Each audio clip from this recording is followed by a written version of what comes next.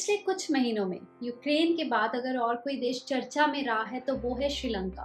इसके बारे में सभी देश बात कर रहे हैं कि कैसे श्रीलंका जैसा देश जो काफी प्रॉस्पेरस लगता था, जिसके अच्छे खासे सोशल इंडिकेटर्स और हेल्दी इकोनॉमी थी, कैसे वो बैंकरप्सी तक पहुंच गया। वहां के इकोनॉमिक क्राइसिस के बारे में तो आपने सुना ही होगा, पर आज हम श्रीलंका की बात नहीं करेंगे। बात करते हैं इंडिया के स्टेट्स की इकोनॉमिक हालत की और क्या कुछ स्टेट्स श्रीलंका जितने बुरे हालात में है।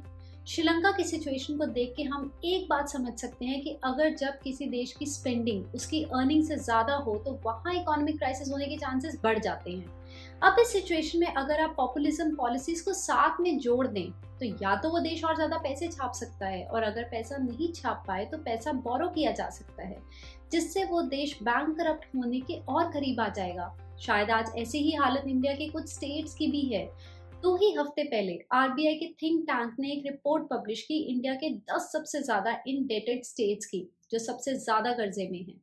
जिन 10 स्टेट्स की आज हम बात करेंगे उन्होंने श्रीलंका जैसी गलतियां नहीं करी हैं, लेकिन जानबूझकर सेम इकोनॉमिक पॉलिसीज अपनाई हैं। और अगर ऐसे ही आगे चलता रहा तो इन स्टेट्स की हालत श्रीलंका जैसी हो सकती है। लेकिन ऑफ कोर्स क्योंकि ये स्टेट्स रिपब्लिक ऑफ इंडिया के पार्ट्स हैं तो कोई इन्हें फेल नहीं होने देगा, और शायद इसीलिए इन स्टेट्स की सरकारें इतनी केयरलेस भी हैं कि अभी पैसा खर्च करके वोट्स ले लेती हैं। तो कौन सी हैं ये 10 स्टेट्स जिन्हें आरबीआई पेपर ने एनालाइज किया है? इनमें से कुछ यूजुअल सस्पेक्ट्स भी हैं जिन्हें आप गेस कर सकते हैं। मैं जो भी डेटा प्रेजेंट कर रही हूँ वो इसी आरबीआई पेपर से ही है, so thank you to RBI think tank इतना डिटेल्ड पेपर पब्लिश करने के लिए। मैंने इसका लिंक डिस्क्रिप्शन में ऐड किया है अगर आप इंटरेस्टेड हो इसे पढ़ने में।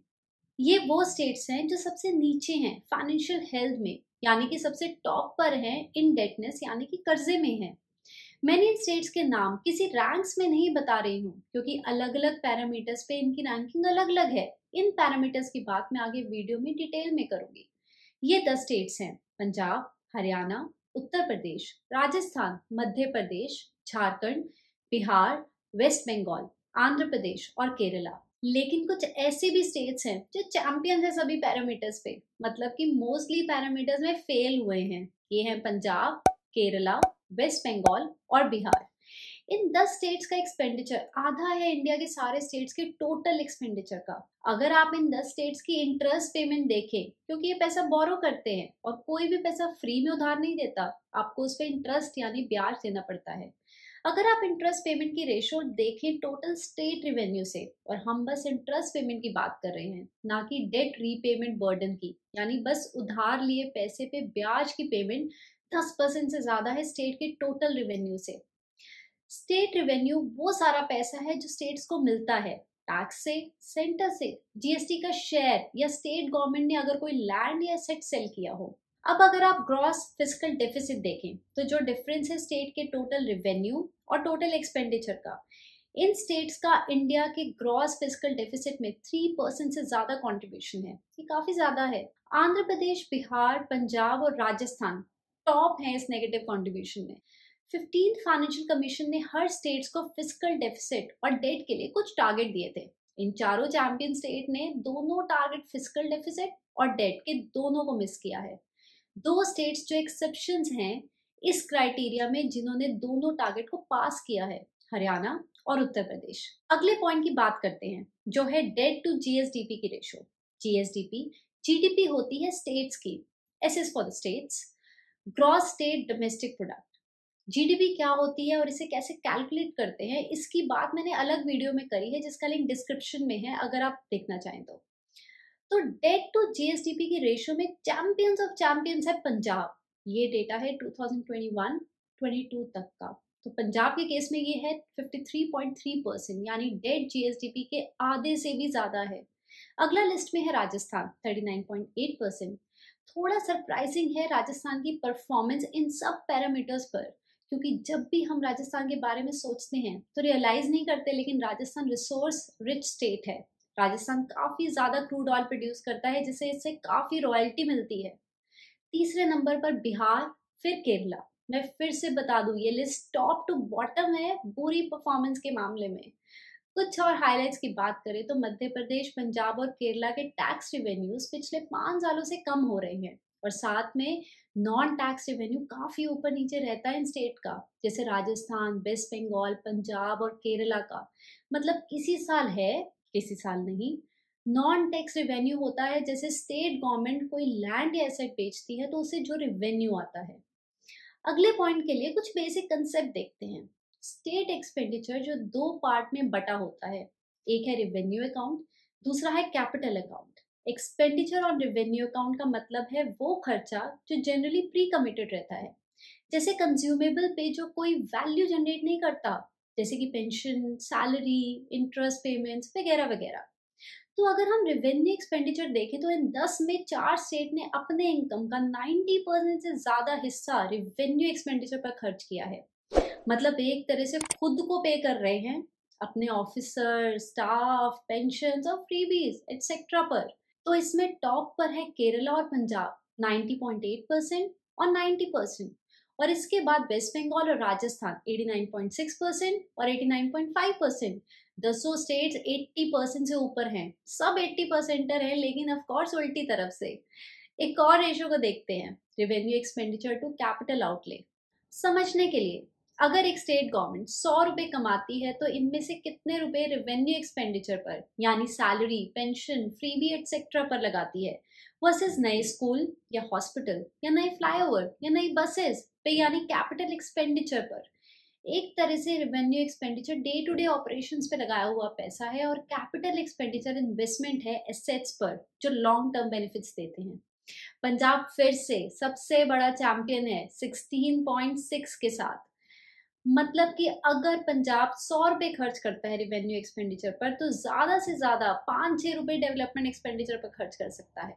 जैसे अगर हम पंजाब में एग्रीकल्चर यूनिवर्सिटीज की बात करें तो जो बजट मिलता है इन यूनिवर्सिटीज को mostly salaries, allowances, pension etcetera पर खर्च हो जाता है और बहुत ही कम बजट का हिस्सा बचता है रिसर्च, ग्रोथ और फ्रेश हायरिंग ऑफ स्टाफ के लिए। केरला 12.1, वेस्ट बंगाल 9.7 और स्टेट्स का डेटा आप स्क्रीन पे देख सकते हैं। एमपी, यूपी और झारखंड फिर भी बेटर है इस पैरामीटर पर 4.9, 5.2 और 5.8%।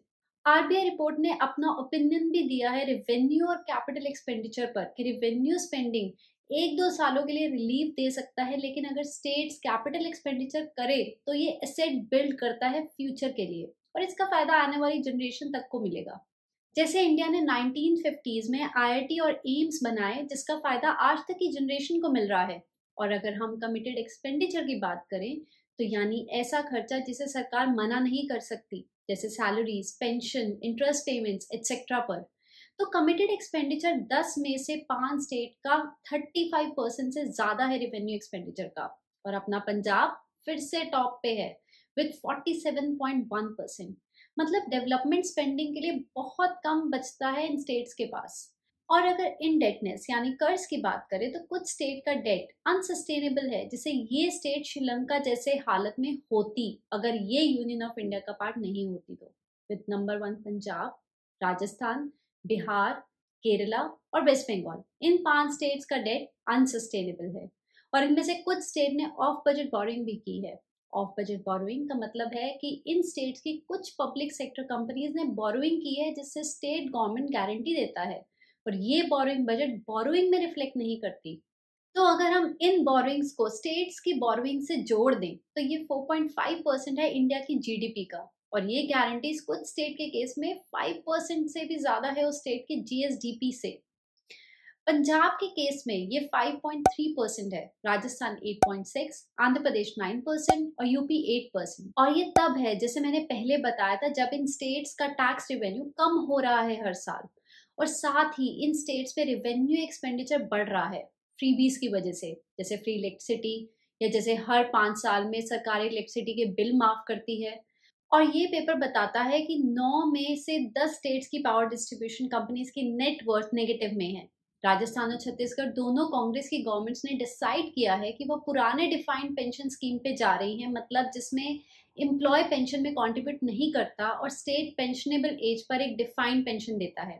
सभी स्टेट्स न्यू पेंशन स्कीम्स पे इसलिए गई थी क्योंकि defined pension scheme unsustainable model था, क्योंकि इनमें से गवर्नमेंट पेंशन का पैसा फ्यूचर से बोरो कर रही है यानी फ्यूचर जनरेशन पे करेगा पेंशनर को। कुछ स्टेट्स जैसे पंजाब और आंध्र प्रदेश अपने जीएसडीपी का सबसे ज्यादा हिस्सा फ्रीबीज पे स्पेंड करते हैं। पंजाब 2.7% और आंध्र प्रदेश 2.1%। पंजाब के केस में ये अपने टैक्स रेवेन्यू का 45.4% यानी जितना टैक्स पंजाब कलेक्ट करता है उसका ऑलमोस्ट आधा हिस्सा और रेवेन्यू रिसीट का 17.8% यानी टोटल इनकम का, जिसमें सेंट्रल से मिलने वाली इनकम भी इंक्लूडेड है। पंजाब सबसे रिचेस्ट स्टेट हुआ करता था 20 साल पहले, बट आज इसकी हालत काफी बुरी है। आंध्र प्रदेश में अपने टैक्स रेवेन्यू का 30.3%, एमपी 28.8% और झारखंड 26.7%। और इस साल central compensation scheme for GST खत्म हो जाएगी, तो आप इमेजिन कर सकते हैं स्टेट्स की हालत काफी बुरी होने वाली है आने वाले सालों में। इस पेपर ने फ्रीबीज को डिफाइन भी किया है, क्योंकि इसकी डेफिनेशन काफी स्टेट टू स्टेट और सरकारों पे डिपेंड करती है। पेपर के अकॉर्डिंग अगर एक्सपेंडिचर पब्लिक डिस्ट्रीब्यूशन सिस्टम को अच्छा करने, school, hospital, employment guarantee schemes पर है, ये सब हेल्दी वेलफेयर स्पेंडिंग है, ना कि फ्रीबीज। और वहीं अगर ये फ्री पानी, फ्री बिजली, बस, ट्रेन, बिजली के बिल माफ पर स्पेंडिंग, ये सब फ्रीबीज हैं।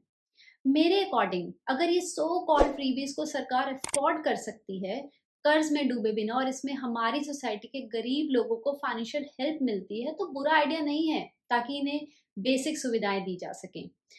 एक और इंटरेस्टिंग डेटा पॉइंट अगर हम इन 10 स्टेट्स का देखें, तो इन स्टेट्स का टोटल रेवेन्यू कहाँ से आता है, तो बिहार के केस में ये 75% सेंट्रल गवर्नमेंट से आता है, 25% खुद के टैक्स और नॉन टैक्स रेवेन्यू से। सेंट्रल गवर्नमेंट से पैसा या तो डेवल्यूशन यानी जीएसटी में स्टेट का राइट या ग्रांट की फॉर्म में। यूपी का 52.1%, पंजाब के केस में 42.7% सेंट्रल ट्रांसफर से, और वहीं हरियाणा का सबसे कम 23% सेंट्रल गवर्नमेंट से आता है। और आखिर में ये 3 स्टेट्स पंजाब, केरला और मध्य प्रदेश सबसे ज्यादा मुसीबत में आ सकती हैं, क्योंकि जैसे मैंने पहले बताया कि इनकी टैक्स रेवेन्यू पिछले 5 साल से कम हो रही हैं और इन्हें काफी ध्यान से पॉलिसीज बनानी पड़ेंगी इस क्राइसिस से बचने के लिए। आई होप आपको कंटेंट इंफॉर्मेटिव लगा होगा। Please hit the subscribe button. I will see you in the next video. Thank you.